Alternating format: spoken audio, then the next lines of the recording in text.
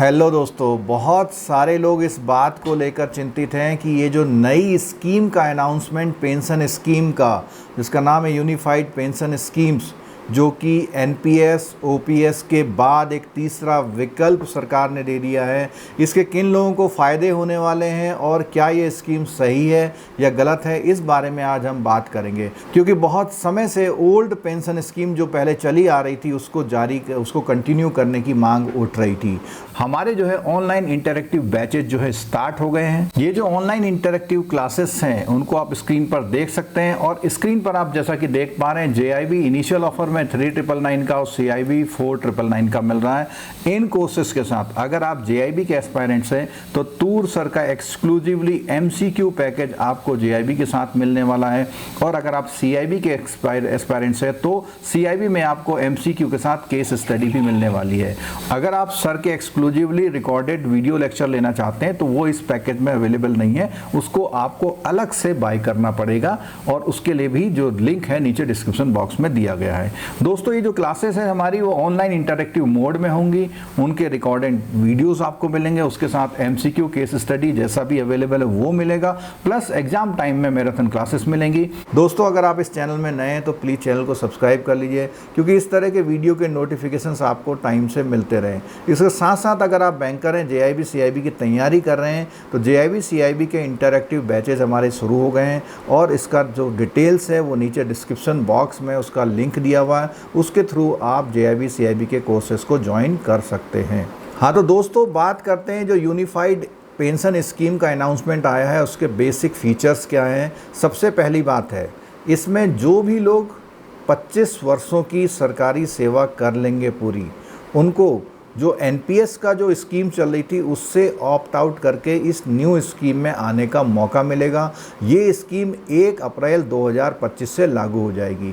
जो लोग एनपीएस में बने रहना चाहते हैं वो एनपीएस में बने रह सकते हैं। जो लोग इसको ऑप्ट करेंगे उनको क्या क्या फ़ायदे मिलने वाले हैं, देखिए, जिस ईयर में वो रिटायरमेंट होंगे उस ईयर के जो उसकी पिछले 12 महीनों की एवरेज सैलरी होगी उसके 50% उनको एक मुश्त पेंशन फिक्स कर दी जाएगी, जिसमें कोई भी डीए का नाम नहीं है। ओल्ड पेंशन स्कीम जो होती थी उसमें डीए जैसे जैसे बढ़ता था वो पेंशन के साथ मर्ज होके पेमेंट होता था। पहले जो ओल्ड पेंशन स्कीम थी उसमें लास्ट ड्रॉन सैलरी का 50% पेंशन बनती थी, प्लस उस पर डीए मिलता था। तो इसमें डीए का प्रावधान नहीं है। हालांकि सरकार ने कहा है कि हर 3 साल बाद इस डीए या महंगाई के स्तर को देखते हुए उनकी उस पेंशन में कुछ रिवाइज किया जा सकता है। अब बात आती है कि मान लिया किसी ने 25 साल की नौकरी नहीं करी, किसी ने 20 की करी, किसी ने 15 की करी, तो अगर 25 साल वाले को 50% मिल रही है तो जो 20 साल वाला होगा उसको लास्ट 12 महीनों की 40% सैलरी उसको पेंशन के रूप में मिलेगी। और इसी तरह मान लिया किसी ने 10 साल की नौकरी करी है तो उसको 20% की जो उसकी लास्ट 12 महीनों की एवरेज सैलरी है वो मिल जाएगी।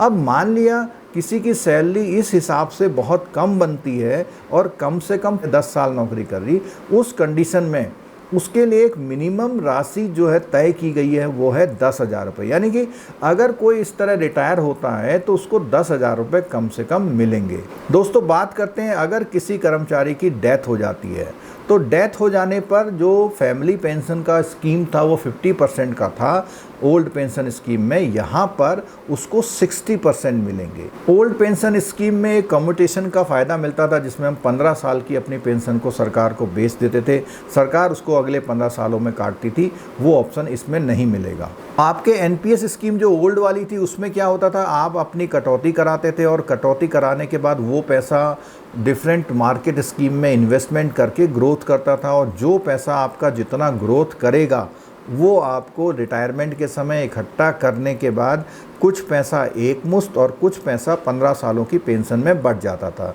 अगर शेयर मार्केट उस समय डाउन चल रहा था, आपकी ग्रोथ कम हुई है तो आपको पेंशन कम मिलेगी, और अगर शेयर मार्केट उस समय अच्छा चल रहा है तो इसका जो है सब लोग विरोध कर रहे थे कि भाई हमें तो आप एक मुश्त राशि दे दीजिए। एक बात और है, एनपीएस की जो स्कीम चल रही थी उसमें कर्मचारी जो होता था एम्प्लॉय 10% अपना डिडक्शन कराता था और सरकार उसको 14% देती थी। यहाँ पर इस स्कीम में एक परिवर्तन किया गया है यूनिफाइड पेंशन स्कीम में, उसमें 10% एम्प्लॉय कटाएगा और 18.5% जो है सरकार देगी। और ज़रूरत पड़ने पर अगर कभी ऐसा लगा कि इस फंड की कमी हो रही है तो सरकार इस 18.5 को कम या ज़्यादा भी कर सकती है। इसमें एक बात और है कि कुछ क्या लमसम अमाउंट भी मिलेगा। जी हाँ, इसमें एक लमसम अमाउंट, जितनी आपने सर्विस करी है 1 साल की सर्विस में 2 यूनिट बनेगी, यानी हर 6 महीने की सर्विस पर 1 यूनिट मिलेगी आपको। अब जो आपकी सैलरी है आखिरी, उसका 1/10, अगर आपने 26 साल की नौकरी करी है तो 26 गुणा 2 गुणा सैलरी और गुणा 1/10, ये आपको लमसम अमाउंट मिलेगा। इससे आपके पेंशन में कोई कटौती नहीं होगी। तो दोस्तों, ये इसके बेसिक फीचर्स थे। इसके बारे में अगर आपको और कोई जानकारी चाहिए तो आप हमसे संपर्क कर सकते हैं, और इसके बारे में कोई नए जो भी डेवलपमेंट आएंगे उसके बारे में हम अलग से वीडियो बनाएंगे, और आपके इसके डिपार्टमेंट वगैरह के सर्कुलर भी अब धीरे धीरे करके डिवाइस होके आएंगे। ये कमेटी की रिकमेंडेशन थी, सरकार पूरी ओपीएस तो नहीं ला पाई, लेकिन शायद इससे कुछ जो है एक फ़िक्स अमाउंट, एक थोड़ा सा ऐसा अमाउंट मिल जाएगा, क्योंकि रिटायरमेंट के समय जो आपकी बड़ी कैपिटल इन्वेस्टमेंट है या रिक्वायरमेंट है वो पूरी हो चुकी होती है। मकान और गाड़ी लगभग आप खरीद चुके होते हैं। रिटायरमेंट के समय में आप अपने बच्चों की शादी भी लगभग कर चुकी होती है। तो उसके हिसाब से देखा जाए, अगर 10,000 मिनिमम जो बोला हुआ है उससे ऊपर अमाउंट, और ये डिपेंड करेगा, मान लिया आपने लास्ट 12 महीने में आपकी एवरेज सैलरी 1 लाख थी, तो सीधे 1 लाख का एवरेज सैलरी का 50% यानी 50,000 आपकी पेंशन बन जाएगी।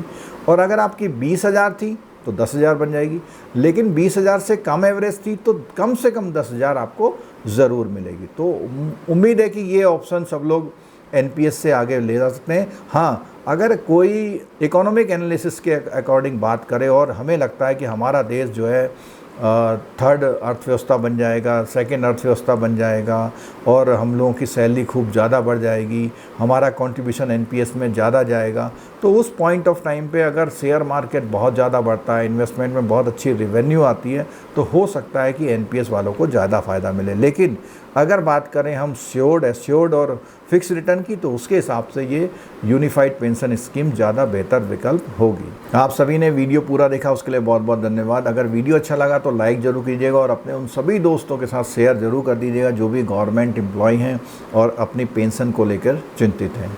Thank you so much.